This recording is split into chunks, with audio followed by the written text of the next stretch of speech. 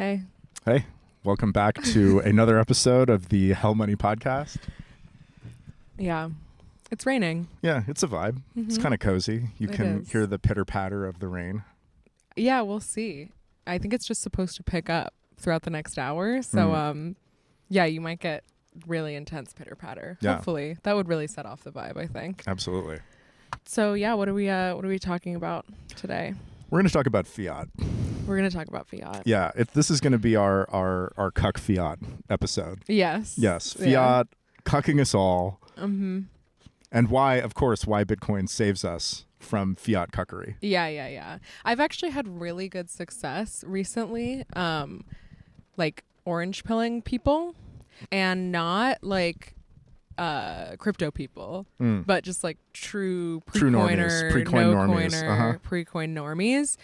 And I found that the most successful way is to just explain fiat to them. Yeah. Because people don't know. Nobody knows. And Nobody actually, understands. I was talking to someone who interacts with a lot of like shitcoiners, Mm-hmm. and we were like, I think they don't even know, to be honest. You know? Like, I think the fiat question is really under addressed in all of this. There's something interesting about it because I think fiat is something that it's not a partisan issue. No. The parties, both political parties in America, they love fiat. They love the fiat system. Mm-hmm. It gives them this ability. It gives them this power, right? This enormous power. Whoever's in power, or whoever's not in power, whoever's in the Senate, in the Senate majority, and et cetera, their power comes in large part from fiat.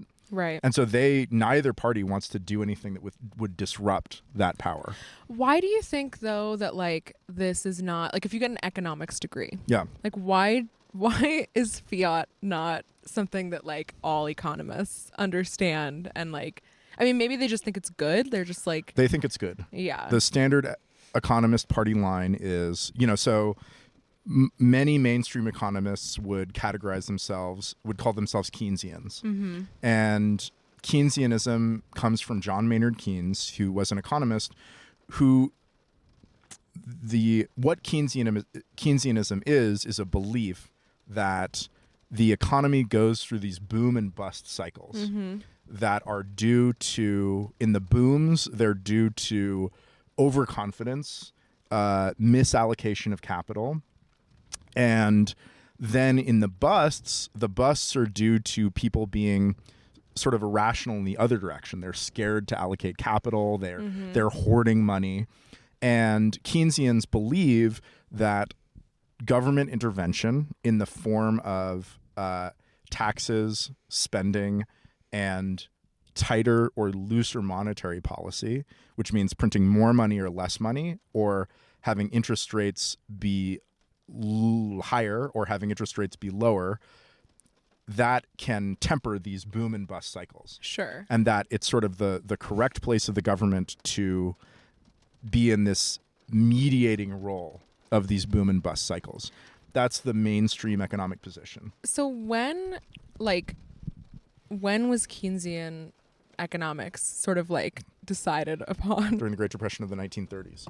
Okay. The Great Depression of the 1930s was one of the main reasons why we don't have unfettered capitalism. Yeah. The Great Depression was very much a sort of repudiation of pure capitalism. We're gonna hotbox this car. Yeah, let's go ham. And unfortunately, I think that it was replaced by something. Oh, where's my vape? Yeah, you need your Juul. Where would it have gone? I don't know. All right, whatever. You can share mine if you want. Okay. It's the worst flavor. It's the worst flavor. What the fuck were we talking about? The Great Depression and unfettered capitalism. Right. Yeah. The Great Depression was obviously this enormous economic downturn in the 20s or 30s. I don't even know. And a lot of people said, we can't just have pure capitalism. We can't just have unfettered capitalism. We've got to fetter that capitalism. Right. And we've got to fetter it with things like Keynesian economics. Right. And the problem is like a lot of the observations about unfettered capitalism are correct, right? Like, sometimes people do behave irrationally. Sometimes markets do get overheated, et cetera. the problem with Keynesianism isn't that observation. The problem with Keynesianism is believing that governments can do governments can do an more effective job of managing the economy. My sort of rule of thumb with experts in pretty much any field is trust the diagnosis, but like be skeptical of the prognosis. That experts that study things often are good at like the critique, right? They're good at identifying a problem, but that doesn't mean that they are going to be good at generating a solution just based on their like really thinking about it super hard. Right. Absolutely. You know? Yep. Yeah, and the reason why Keynesianism is so prevalent, I believe, is because it essentially tells the people in power what they want to hear. Yeah. They want to hear, hey, look, you people in power, you have a, sort of rightful role as stewards of the economy. This gives you a lot more power. This gives you all these fun levers that you can like push and pull. Right. And so there's this symbiotic relationship between these experts and between people in power, right? The experts who say the things that the people in power like get promoted. People in power, give money and prestige to, the experts that they like, et cetera, et cetera.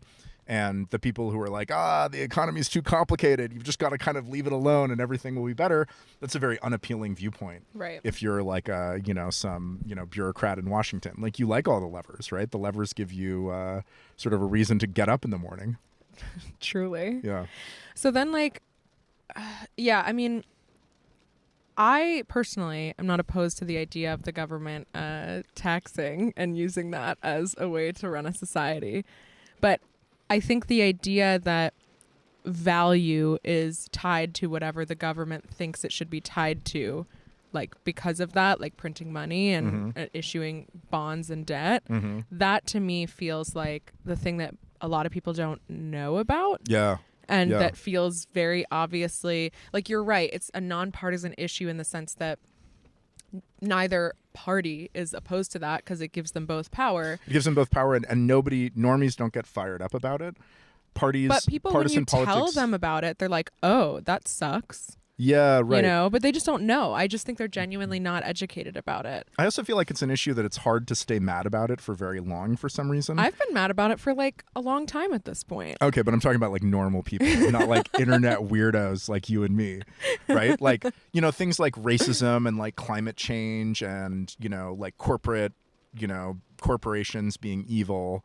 Like for some reason, these have a lot more emotional valence than like, hey, like the government's taking 4% of our stuff like every year, and poor people are the most effective. Like maybe it's that people are just really innumerate, and you just need a sort of some degree of numeric sophistication. But then again, all my friends are. I have a lot of friends who are very smart and who are many are engineers, and they don't know anything about this stuff. Like people just don't know. I was arguing with an engineer friend of mine who's like pretty progressive, and I was saying like, hey, like the burden of inflation falls mostly on the poor. And he was like, what are you talking about? Like, that makes no sense to me. Like, rich people are the ones who have all the money. Doesn't inflation hurt the rich people the most? And I said, no, of course it doesn't, because those people have assets. Yeah. And the value of assets that is unaffected. The real value of assets is unaffected by inflation because the nominal value goes up. And the people who bear the most, the brunt of inflation are people who have their funds mostly paycheck to paycheck, have things mostly in cash. Yep. Yeah. And then I think he said something like, oh, well, but like poor people are like often in debt. And so inflation benefits people who are in debt. I mean, rich people are often in debt. That's the thing. More than poor people. Exactly. The people who are poor people, lots of poor people are in debt, right? But the people who have the most debt are the people who are the most credit worthy. Yeah. Right? Those are the people who will get extended very, very large loans on the basis of their credit worthiness.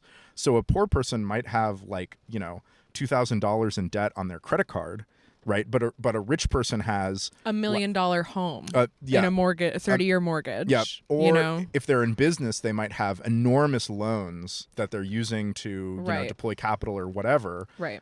Poor people don't have millions of dollars of loans. So even people who are numerate are very ignorant about this and don't really understand how it works at all. Do you think it's intentional that we don't teach about this, or is it sort of just like idiots? I mean, who the fuck knows, I guess. I almost always go on the side of it's like not intentional. Yeah. I guess it depends on what you mean by intentional. Like, for something to be intentional, does there have to be one or a small number of people who have planned this and who, for example, a small number of people are like, oh, we're definitely going to make it so that this isn't taught? Yeah. Or does intentional also cover scenarios where there's large amounts of there's incentives, ambient incentives that benefit people in a certain way, and so those people do or don't do things? Because in that sense it kind of is intentional. I mean that there are people that benefit from it, but I don't think that it's like a conspiracy. Yeah, I don't think it's I think you're right. I don't think it's intentional in like a conspiracy way, but I think it could be intentional in the sense of like, okay, like let's say you're getting an economics degree and your economics curriculum doesn't like provide any sort of like skepticism or discussion on like governments printing money being a good or a bad thing, or even really being a thing. Yep. That feels like a really obvious like blind spot of an economics education, right? Because like we've only had like pure unfettered fiat since 1971, right? So this is like a really, really new experiment when it comes to economic theory. Right. And for that not to be a major, major thing that's discussed in an economics education, like I guess the reason for that is that economics experts agree, like fiat is great, right? So that's not necessarily intentional in like a conspiratorial sense, but it's intentional in that like they're not providing an alternative like viewpoint at all. They're just sort of deciding like this is good because we say it's good. Yep. And we're not going to like educate people about this or even like bring it up for discussion. Yep. But to me, it seems like that is like the economic story of our time. Like people talk about fucking late stage capitalism. I'm like, we're in fiat capitalism. Right. Like that's what we're in. Yeah. It's and just like, the inflation thing, this is how I've managed to orange pill a lot of people recently is like, inflation is easier to talk about to people now because they feel the effects of it, not just in terms of like, reports being like, oh, we're doing 8 or 9% inflation and like your prices are going up at the grocery store, but like assets are a big thing that I feel like people really feel that, especially living in the Bay Area, the housing market has just gone up an insane amount, right? And it's like impossible to buy a home here for most normal people. And one of the things that I tell people is like that I think a key part of the housing market crisis is fiat, because if you have an inflationary monetary supply where like, the government's just printing money, rich people need a place to park their money, which are assets. Right. And in order to diversify their assets, they buy property. Right. And so 25% of apartments in Manhattan are sitting empty because they're just like a place for rich people to park money because we have a non-ideal monetary system. Yeah, and not just rich people, but large corporations.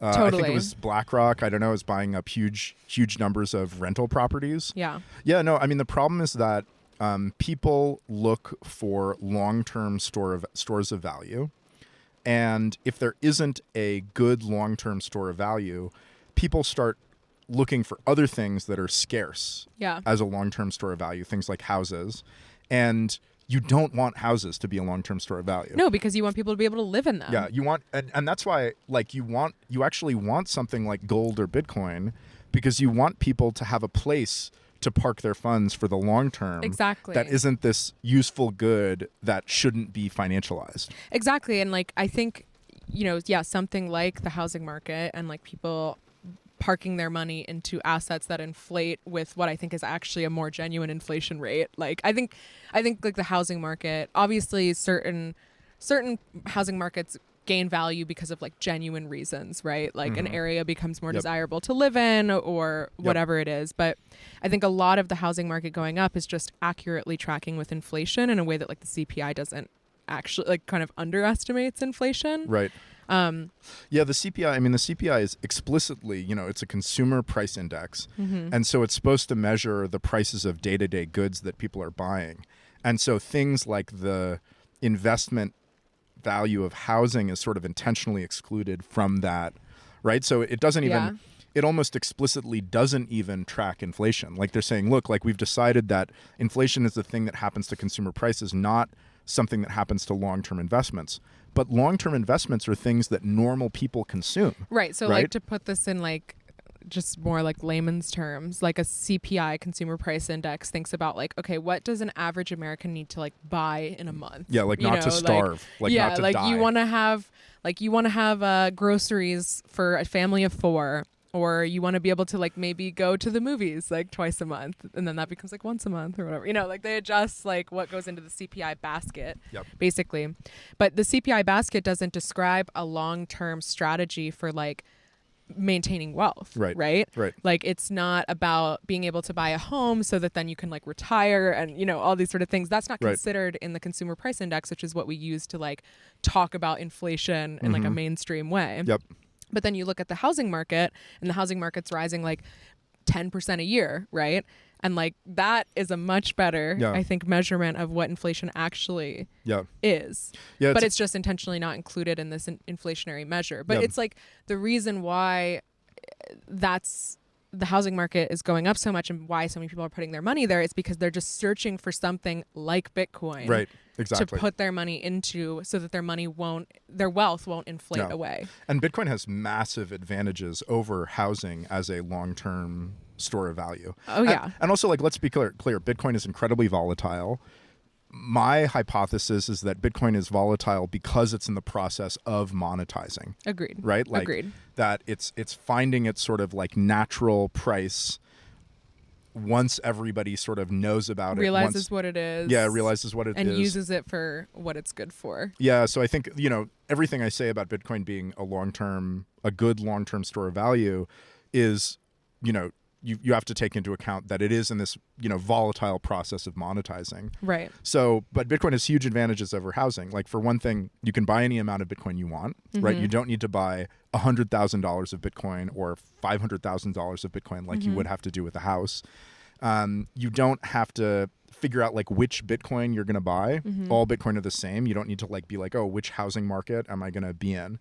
And you can get rid of it very easily. There's enormous overhead to real estate transactions. I mean, I think that every time you sell a house, you lose a few percent of the value of the house to transaction costs. Right. Whereas Bitcoin doesn't have that. Well, and so much of your ability to even like participate in, you can't buy a fraction of a house, right? Yep. Like even just the ability to participate in like buying a house or buying any asset, you have to kind of already be a part of the club in terms of like the financial winners. Right. You have to have a good credit score. You have to have enough like liquidity that you can have a down payment or like invest or whatever. I think like, Bitcoin, you could just you can put a tiny amount in. You can accept payments in Bitcoin. There's a lot of ways to get Bitcoin in very small portions. And it's also accessible to anyone who has like access to the internet. That's right. Yeah. Right, which is not the same as like a real estate market that like only a certain section of society has access to. Right. But there are some ways that Bitcoin has disadvantages or an uphill battle. I think the major one is that the housing market is massively subsidized. Like the rates that you pay for a mortgage for a house are like not real rates.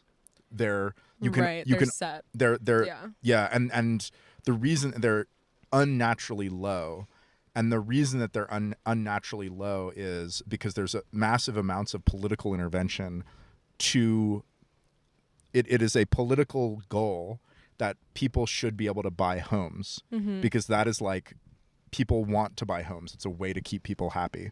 And so these markets are massively subsidized. I mean, the two largest mortgage agencies in the United States, Fannie Mae and Freddie Mac, are like these agencies that were like semi-private, I guess, and then they were going to fail, and then they were both fully taken over by the government. Right. I was interested in I was wondering if you could buy a house using Bitcoin as collateral.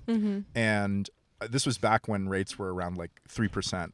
And I found that the best rates that you could get buying a house with collateralized Bitcoin were around, I think they were around like 8 or 9%, which is quite weird because we're talking about like you buy $1 million house and you also have $1 million of Bitcoin as collateral.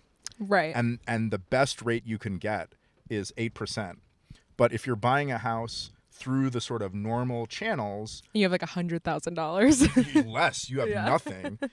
You can get a mortgage for like 3%, and that is just because this industry is incredibly heavily subsidized. Yeah. Yeah. I mean, I don't know how I feel. Like, to me, I feel like I can understand subsidizing certain things or setting certain things to achieve social goals in your society. I understand that, you prefer the unfettered capitalism approach. Well, but like, I think like I know what you're saying. Like, right. Like, it's easier to buy a home because of like the circumstances that we've artificially created. Right. That's right. Yeah. Than it is to buy Bitcoin. But it's like, it's hard to imagine like what the housing market would even be like if fiat was not a thing. Hard Do you know to what say. I mean? Like, yeah. Like, maybe it's not such a problem, like I'm like, okay, maybe it's like kind of nice that interest rates are like 2 or 3% rather than 9 or 10% or whatever they should be. But like, who's to say like how much a house would cost if it was not like a necessary part of asset, like a huge necessary part of like asset diversification. Well, I actually think that, like, I know that you're tend to be more in favor of like, wealth redistribution and like social policies. Let me say something that's like not anti those goals or not anti those policies. All right, hit me. Yeah. So basically, you don't want to use the price system to transfer income. Okay. The price system, what things cost, is an important way that information is transmitted around the economy. How much of this should we make? How much of that should we make? What are the inputs cost, et cetera? Like, what's the true market value of things? And so if you want to transfer incomes, don't do it via the price system. So sort of don't make houses. That person almost hit your car. It's fine. My car is cheap as fuck. It wouldn't really be that bad a day. Don't use the price system to transfer income. Meaning, if you want to improve people's lives, don't make certain things artificially cheap or subsidize those things, because the price system actually has a function, right? If you make houses unnaturally cheap, if you make it unnaturally easy to get a mortgage, you get massive overinvestment in the housing industry. You get, the CBD, like mortgage-backed securities, financial crash, because this particular segment of the economy was subsidized and the price mechanisms weren't allowed to function. Sure. So if you want to make people's lives better, just transfer incomes. Just like I'd much prefer, instead of making things artificially cheaper or more expensive, like just tax the rich people and directly give the poor people money. Wow, Casey. I mean, I would prefer to have Eat the Rich on the All Money podcast. I mean, I would prefer to have, let's fucking go, like Mad Max capitalism. But but I think I can make a good argument that you should never fuck with the price system. That if you want to make people better off, you'll do a better job of it by just transferring income. And directly, yeah, directly, and not rather than artificially fucking with the making things weirdly expensive, making things weirdly cheap, subsidizing things. Then you just sort of, I mean, the economy is a bunch of like signals, right? Of like what should be produced when and how much of it should be produced, and so for example, like one very important signal that's given is if the inputs to something are more expensive than you can sell it for, right? Like it's. The economy left to its own devices does all these amazing cost-benefit analysis where if you have to spend $2 of stuff to make $1 of output, like that $1 of output just doesn't get made, but when you mess with the price system, when you make things overly cheap, all of a sudden, okay, it's no longer, $2 worth of stuff. It's been made artificially cheap due to subsidies. And now people are, and it only costs the producer like 80 cents. And now they can make a 20-cent profit on each make 20 cents of profit on each $1 of stuff that they sell, but they're actually wasting $1.20 of resources because it's been made artificially cheap, right? Sure. And then the economy just goes crazy. Like things get made that just don't make any sense. People buy too much of something. People buy too little of something. So yeah, obviously I want Mad Max capitalism, but in lieu of Mad Max capitalism, let's just if like you have to compromise. if I have to compromise, yeah. Then, let's just, let's have taxes that are minimally invasive, and let's redistribute those taxes in the minimally disruptive way, which is probably just giving people money.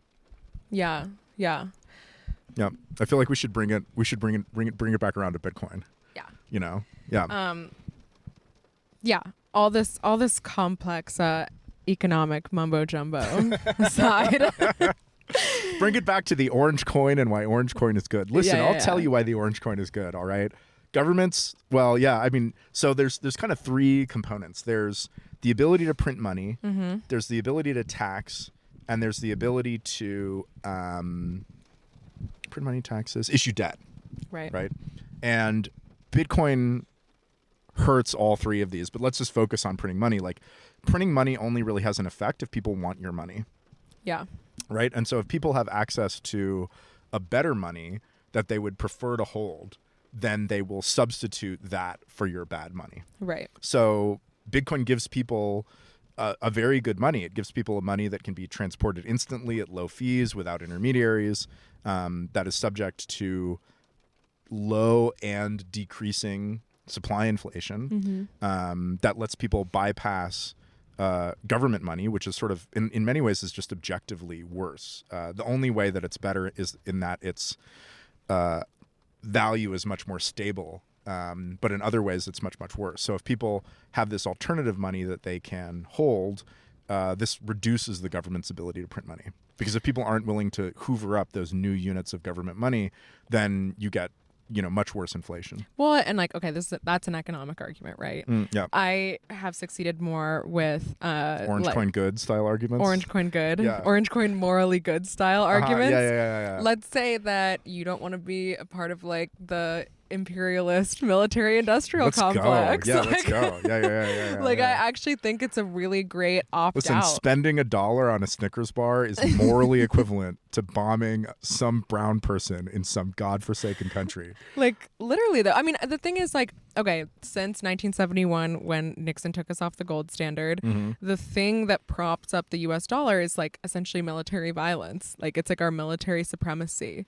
It's the petrodollar. Yeah, there's the petrodollar aspect to it. Like There's a lot of things. There's a lot of things that prop it up. There's the military. There's the fact that America is the center of the financial world. There's the petrodollar. Yeah. I mean, it's all different kinds of American imperialism. Well, right. Yeah. But like, I mean, I think like, the petrodollar is like an example that I wish more people were familiar with. I explained the petrodollar to someone who's like a climate scientist, like activist. Yeah. And he had never heard of the petrodollar. And I was like, bruh, how are you going to take on oil and gas if you don't even know what the petrodollar is? Like, come on, I used to think that the petrodollar was like some kind of figure of speech or something. No, it's a literal It's agreement. a literal, like, the U.S. government went to Saudi Arabia and we're like, okay, you guys can do whatever you want, but like, you're only going to sell your oil for dollars. Yeah. That's it. And Saudi Arabia agreed, which is kind of an interesting thing. Like, they didn't have to agree, but they basically agreed in exchange for U.S. military protection. Like, that the U.S. wouldn't come in and fuck them up, and also would, like, kind of fuck up the people that they wanted to, like. Yeah. Basically, they made, like, a military agreement. I think it makes sense for Saudi Arabia. The Kingdom of Saudi Arabia is, I mean, non-productive except for oil. Before oil was discovered there, it was, essentially like mostly nomadic tribespeople and mostly empty. Saudi Arabia has almost zero productive output.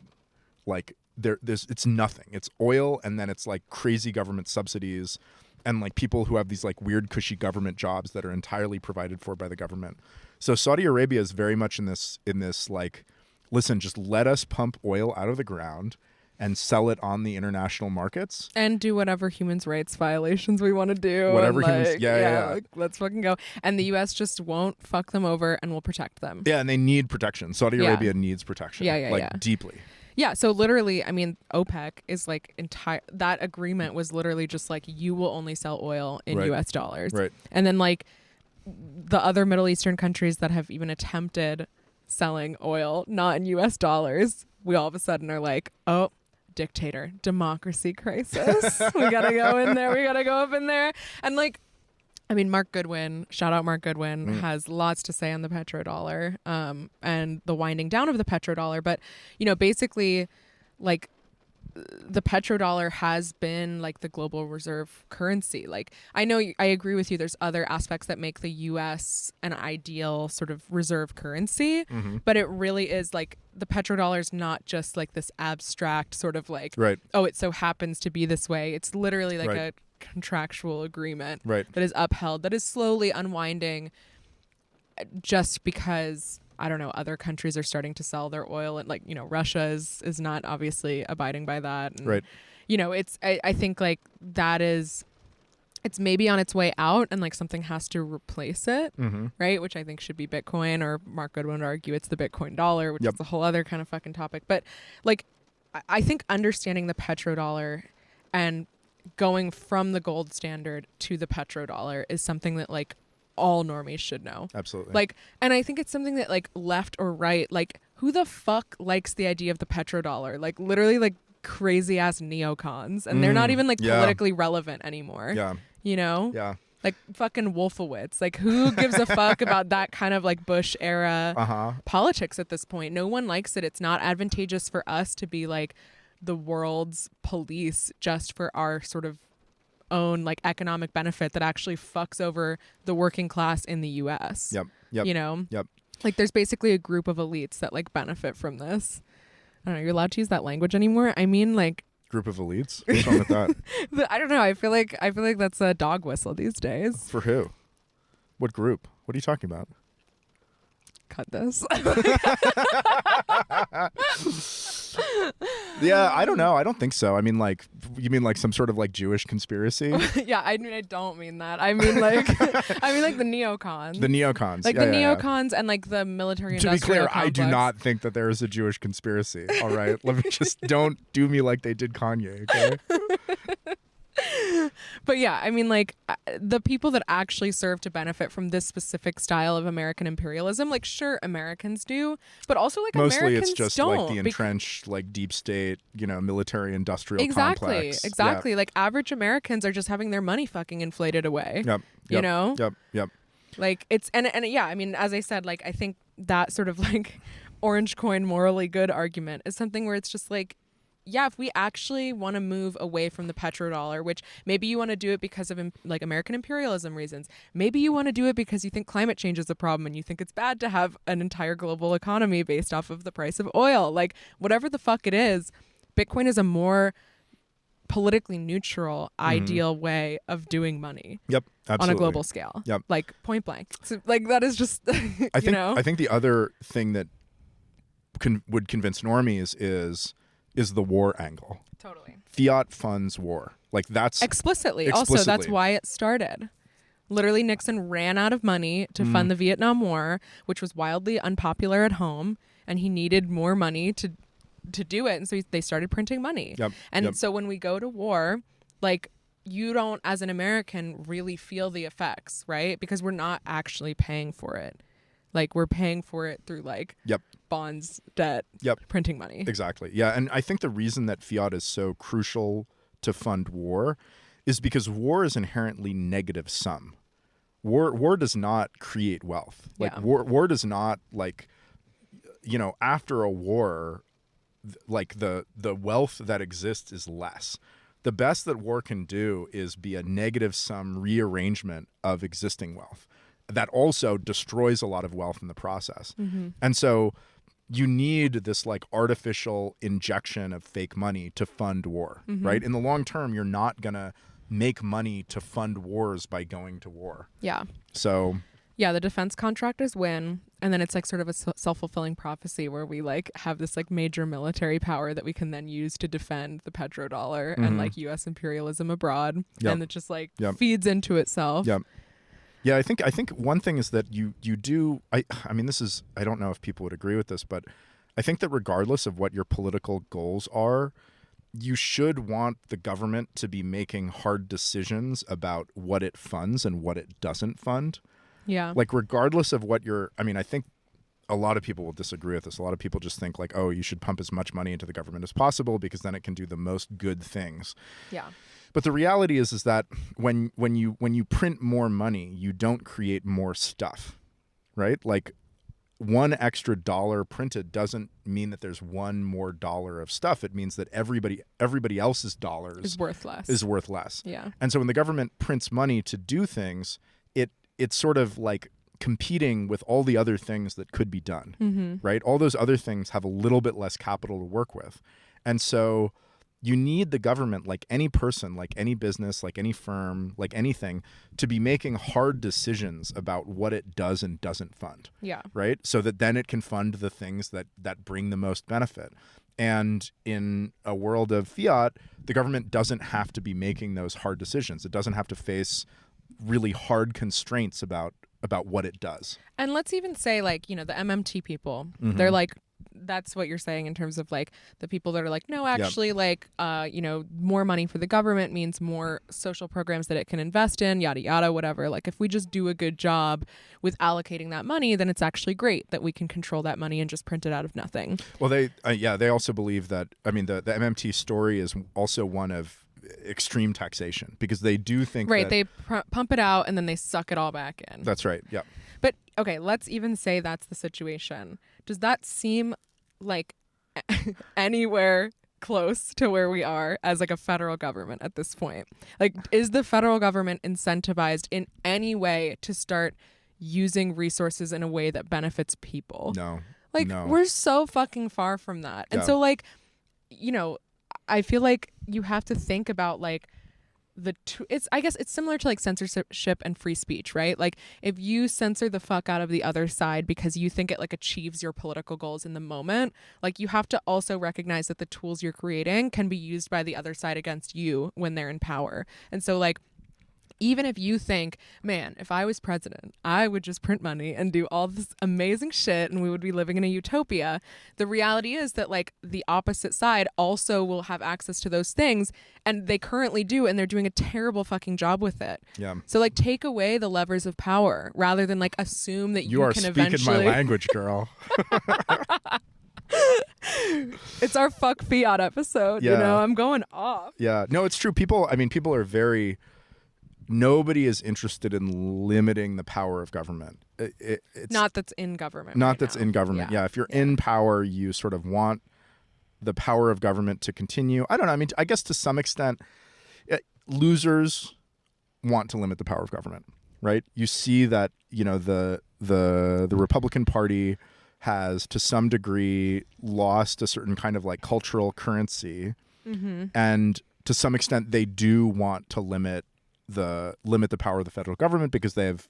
I think the libertarian side of the Republican Party genuinely wants smaller government. Right, yeah. Right. I always wonder how big that side is. I mean, like, I'm obviously very sympathetic to the libertarian position. I have no idea...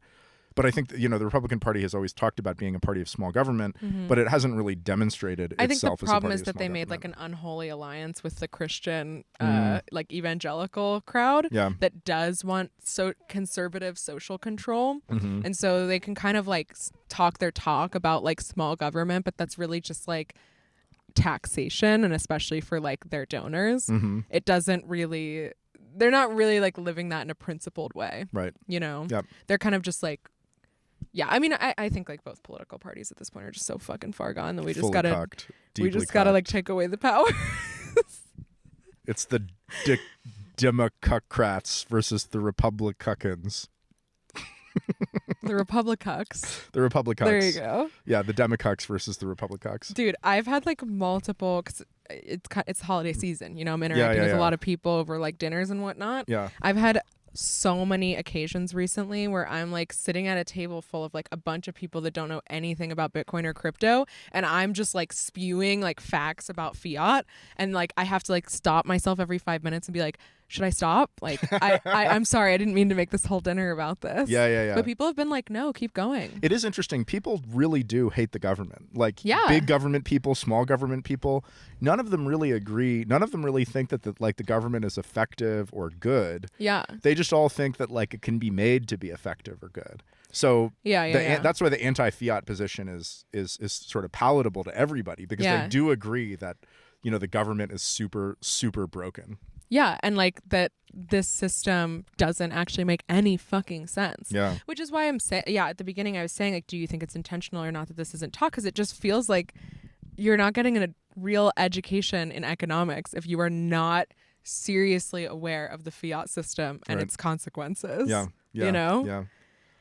I mean, I don't know. Maybe we just need rogue, like, economics education. I don't think education. I think if your plan is to educate like the people or educate the voters, like you're just gonna have a bad time. Like I don't think that ever works. I think that there's just no.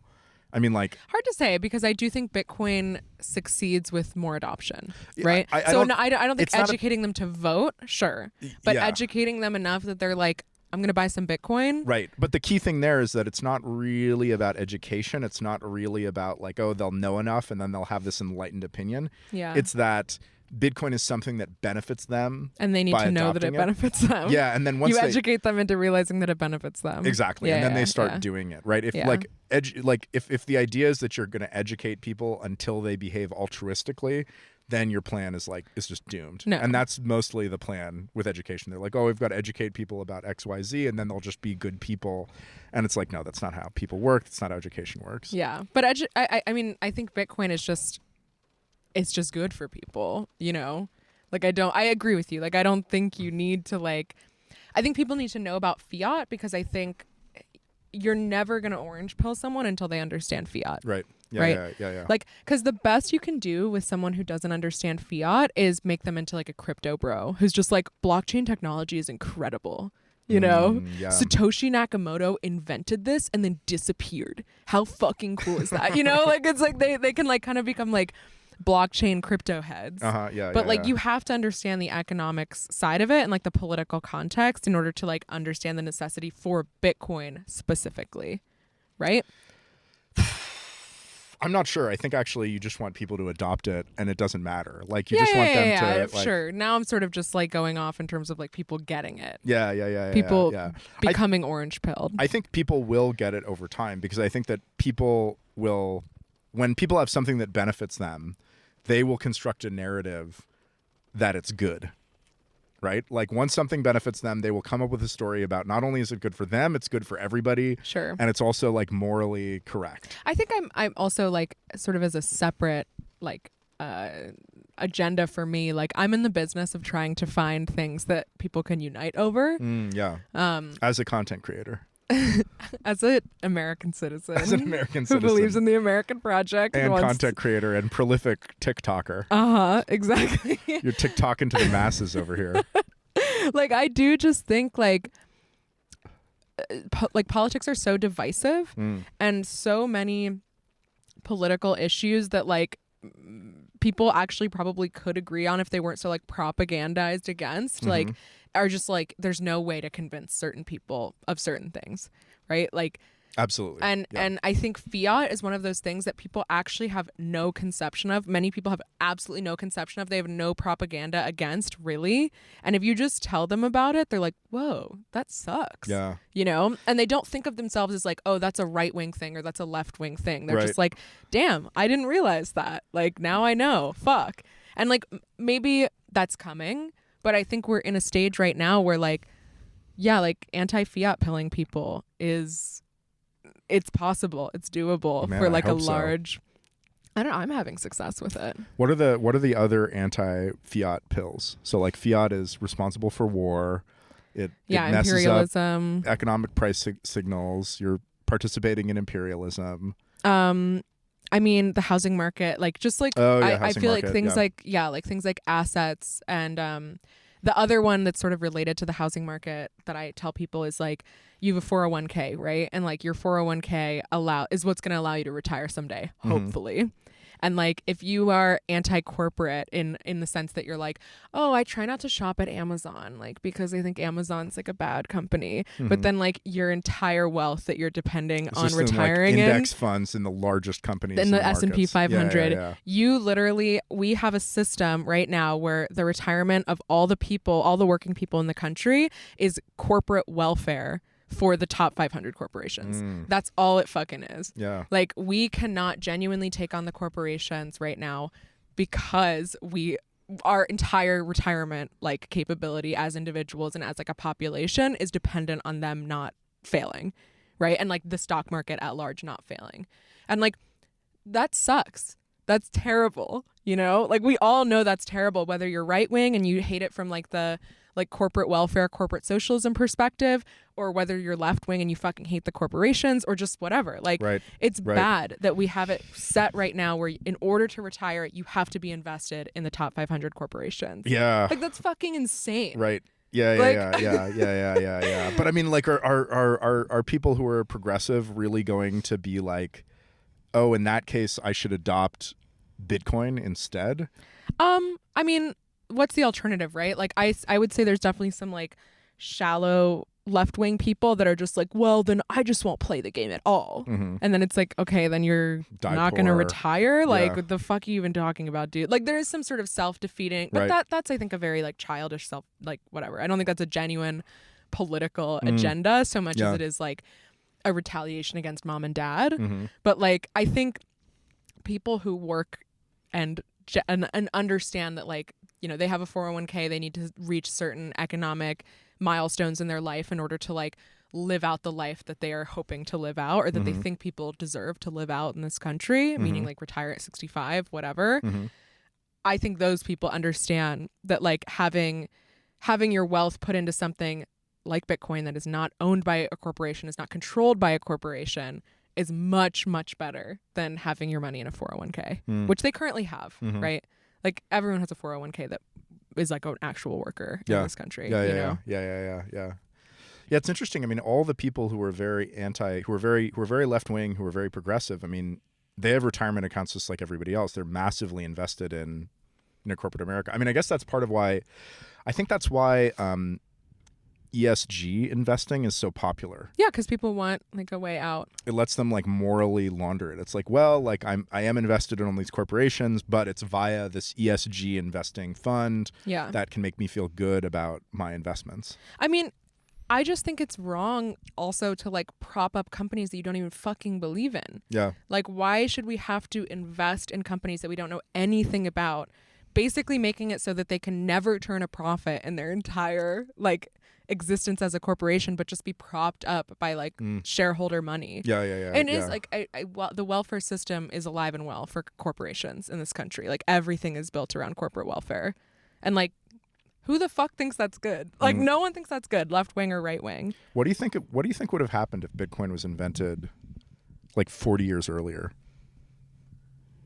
I don't know. I mean, I feel like Bitcoin came about at the time it was supposed to. Agreed. But what if Bitcoin is invented in like the 1960s? And then, I don't know. What do you think? I don't know. I mean, like, do you just mean like as opposed to allowing fiat to like progress over time, that it would have just like challenged it more in the beginning? It's hard to imagine because it's digital. Yeah. You know, like you can't put it in the context of a non-digital society. Right. Yeah. I guess it makes me wonder, like, maybe if it had come at a time, I feel like political division has increased. Sure. Like if it had come at a less a time where people are context, that maybe it could have escaped. Bitcoin is currently like highly politicized. Like everybody has like very strong viewpoints about it, either from a sort of progressive like economic justice standpoint or from a climate standpoint. You know, if it had been made in the 1970s, maybe it could have just been like this like neutral technology. It's like, look, we have the internet and we also have internet money. And this is just digital money. I mean, I think it's very in line with like the hippies, right? The kind of left libertarian movement that has sort of like that is now politically homeless in our like very polarized society. Like I would say Bitcoin is like pretty left libertarian. Well, I don't even know, what is the difference between right and left libertarian? It's complicated. I believe that originally libertarian was a term that was used and applied to people who are very much on the left. Yeah. It was a sort of... It's liberal. Yeah, it's like... And then over time, right libertarian... I don't even know. I feel like it's just they focus on different issues. Like right libertarians are about like guns, right? And like taxes, and then like left libertarians are more about like my body, my choice. Yeah, I think it's a Right? case where there's like specific definitions to like left libertarian and right libertarian that I don't actually know. And I think it's also like libertarians are poorly organized because they're like Inherently poorly organized. The libertarians, they just need to seize the reins of power. They can't, and though. start yanking them. They can't though because they don't can't. want to. That's right. They Yeah, don't want libertarians are fully cucked. Libertarians are the most cucked people on earth. Like they're so screwed just trying to convince other people like not to do politics. Yeah. Like you're never going to win that way. You're never going to win politics. As sympathetic to their goals are. Yeah. There's another thing I was going to say. Oh yeah, I think the other like progressive argument that I get all the time is obviously the energy argument. Right. And I think like the easy thwarting to that revolving around Fiat is like Fiat has a ton of like climate change negative externalities that you just like can't account for. Right. Like when we blow up an oil pipeline because we don't want Russia to be able to sell oil to Germany, and then that pipeline leaks like enough methane in a day for like human emissions in a year. Right. You know, right. how or can you like, possibly compare that to Bitcoin mining being like 0.5% of the world's energy? Like, also, and like it's war, not even to like say war is not the most environmentally friendly thing, you know? Exactly. Like that's the thing. Like I think, you know, Bitcoin energy usage is not a complete non-issue, but if we have Bitcoin mining instead of a war machine like Fiat world, it's difficult to imagine all of the things that we could eliminate by not having. Yeah, but you know what the real doomer pill is that people can't accept trade-offs. You can't be like, hey, like, listen, this thing is like kind of bad, has some problems, but it's way better than the alternative. That's what I'm over here saying all the time. Is like, hey, listen, like the situation kind of sucks, but you're just going to make it worse if you go fuck with it. I just might be like better at packaging it than you. Oh yeah, for sure. I come at it from being like, listen, guys, I'm left wing. I voted for Bernie. I'm on your side. You come at it by being like, I love Milton Friedman. Yeah. It's the branding is wrong, you know? Yeah, true. But I think, I mean, we should have that guy, the progressive Bitcoiner, on the pod. Yeah. He wrote a book about, you know, Bitcoin for progressives. Yeah. I think you two would have a lot to talk about. I'm sure. I mean, honestly, like it's interesting talking to other Bitcoiners about like orange pilling people, because I feel like a lot of Bitcoiners, at least that I talk to, are talking about orange pilling crypto people, like devs, right? Or like technical people. They're like, oh man, like all of the people that I work with at my big tech company are telling me that like actually Bitcoin sucks and Ethereum's awesome. How do I convince them? And then like there's Bitcoiners that are like dealing with like more like right wing, like what's the word I'm looking for? Luddite types that like just don't understand how the internet works. They don't like get it, whatever. I'm mostly interacting with like libs. Yeah, you're in enemy territory day in, day out. Yeah. I'm in the trenches. I think that once if Bitcoin starts to be widely adopted, kind of like I said, people will invent a story to tell themselves as to why it's good. Well, why just it's start beneficial. telling it to them. That's what I'm doing. You know, I'm just telling them, I'm like, bro, you can justify it, man. Just buy some. Because you know what actually happens all the time? I'll be talking to someone and their boyfriend. And the boyfriend wants to buy Bitcoin so bad. Oh, you know, yeah. He wants to get, or just crypto, right? Like it's not just Bitcoin, but like he wants to get in it because he's a degen, you know. But like the girlfriend is like, no, this is wrong, right? And then they both are kind of like, oh, this is wrong. And then like the more that I can convince the girlfriend, the boyfriend then is like is allowed like, to like It's like it's pretty awesome. Yeah, true. We need to be targeting the girlfriends. That's what I'm doing. Yeah. They pull the purse strings. They you know? they do. They're the ones that actually say what's right and wrong in the relationship. You know. Yeah. Off topic there, but I honestly have just been orange pilling all over the place. Like it's pretty great. Nice. I think because I leaned off of it for a while. Like, because when I first got into Bitcoin, people were asking me about it, and I had like certain arguments or explanations that were probably not as good as mine arguments are now, right? And then I kind of was like, I need to stop talking about this because like it's just becoming too much, and I don't want to like argue with people. So then I like backed away, and then like people didn't talk to me about Bitcoin for a while, and then like now that it's been a couple months, they're like, oh, are you still into that? And I'm like, yeah, actually, and here's my even better arguments that you haven't heard for like 6 months or whatever. And now I'm like more effectively kind of cruising through. Yeah, people come around very slowly. Like I think that part of what convinces people is familiarity. Yeah. So when they hear about something for the first time, they're going to be negative. They're going to be skeptical about it if it doesn't fit into a bucket that they already understand. But just over time, they'll get less and less skeptical. And like hearing me say that, like, yeah, FTX is terrible, and I'm like glad that it collapsed. Not that I'm glad that people lost their money or whatever. Like, it's probably a net negative for so many individual people that I can't say I'm like glad. But like, I am not depending on things like FTX succeeding for Bitcoin to succeed, in the sense that like I think that what crypto is doing is part of the problem, right? And I think people being able to see that happen, and then to be able to differentiate between Bitcoin and crypto in that moment, like when I'm telling them about it, I think that was harder for them to do when Bitcoin was at an all-time high. Because when Bitcoin was at an all-time high, I feel like Bitcoiners were kind of being a little like shit coiners, they're like, my bag's pumped, like I love this, let's fucking go to the moon. And now that it's low, it's like you see the difference between Bitcoiners and everyone else, right? Is that a taxi cab? No, it's just an orange like bug of some kind. I think they're just here watching the sunset. That's cute. I wish them well. Yeah, me too. Anything else that we want to hit? Oh yeah, I mean, I guess the fiat requires violence to legitimize is actually a pretty good one. Like, fiat does not exist in a vacuum. Yeah. Right? You can't have fiat without violence, because you have to prevent people from counterfeiting it, because counterfeiting fiat is easy. You have to force people to accept it. Yep. And you have to like prop it up by like sucking it out of the economy with taxes. Yeah. So, yeah. Yeah, fuck fiat, dude. I mean, blood-stained dollars 100% in all our pockets. And everyone knows it, but it's just, I think people don't. Yeah, I don't know. I think people don't understand the history enough. They don't understand that, like, it doesn't have to be this way. It wasn't this way until very recently.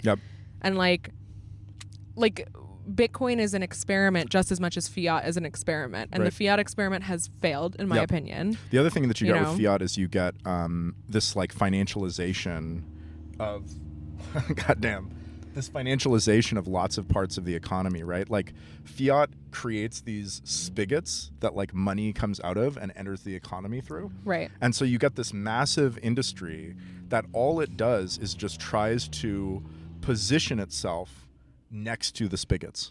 Right. That's actually a great point, I think, for a distinction between capitalism and fiat, is that I think people see these industries where they're literally just like creating like a stupid ass service that just serves to like get closer to the money printer, right? And just like siphon off capital.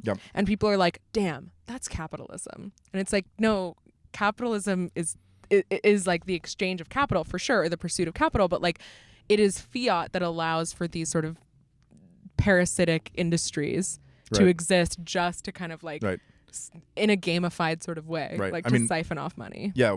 Much of Wall Street, much of like pure financial markets exists to like the like Fed watching, like huge, like the fact that like the Fed chairman goes up and says something and people are like hanging on his every word, and like the color of Janet Yellen's like, pantsuit, to try to see if it's going to be like interest rates up or interest rates down, to try to anticipate that before the market. That is not productive activity. Like none of that is productive activity. And there is a lot of it. Yeah, fuck it, man. I mean, I know that Bitcoiners know, and obviously we're preaching to the choir with this, but like, I just feel like it needs to be focused on, I think, in messaging for other people outside of Bitcoin. Yeah, I really need to just switch from this like get off your fucking capitalism Get off stick. my capitalism stick. Like, no, guys, you want Mad Max capitalism. Listen,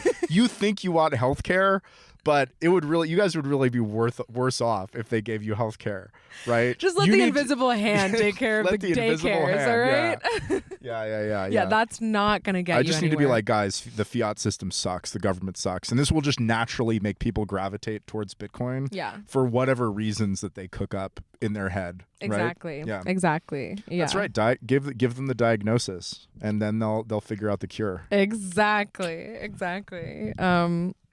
I think that's pretty good. Yeah, let's call I have like a fucking headache from hitting this vape. Yeah. I think I'm like it's vape nation over here. Yeah, I think I'm like fake hitting it every time I hit it, because I don't. This is Casey's Jewel that I just thought would be like a good look. But it's terrible. I hate vaping. I love vaping. It's Sunday. It's vape day. Yeah, it's vape day. Yeah, I use nicotine 1 day a week so that I don't get addicted to it, and so I still get a very good buzz. It's the Lord's Day. It's the Lord's Day. That's right. Yeah. This is this communion, essentially. 100%. Yeah. Body of Christ. Blood of Christ. I think I'm vaping the blood of Christ. Okay, we should end it there. Yep. All right. Yeah. Thanks for See you listening, next everybody. time. See you later. Bye.